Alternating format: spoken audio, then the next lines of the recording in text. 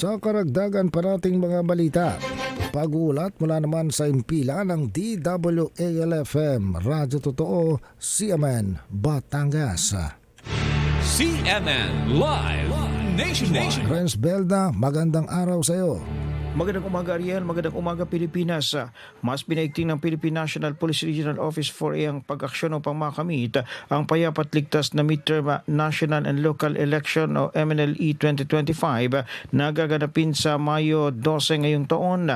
Sa isinagang fresh briefing nitong nakaraang araw na pinangunahan ni Deputy Chief PNP for Operation Police Lieutenant General Robert Rodriguez, umabot sa 3,138 mga baril ang voluntaryong dinalat isinuko sa mga otoridad sa buong Calabarzon.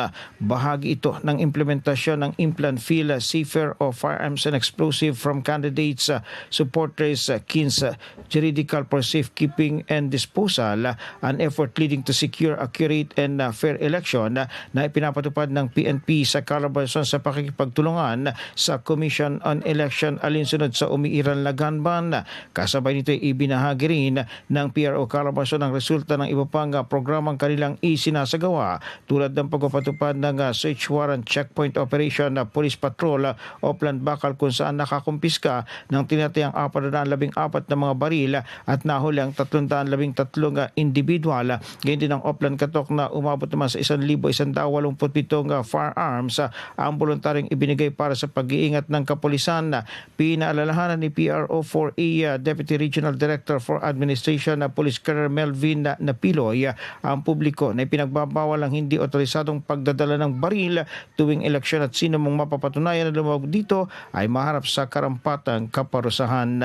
Mula sa DWALFM 95.9, ito si Renz Belda ng CMN Batangas nag-uulat live para sa CMN Pilipinas. CMN Live Nationwide. Maraming salamat, Renz Belda, mula po sa impila ng DWALFM, Radyo Totoo, CMN Batangas.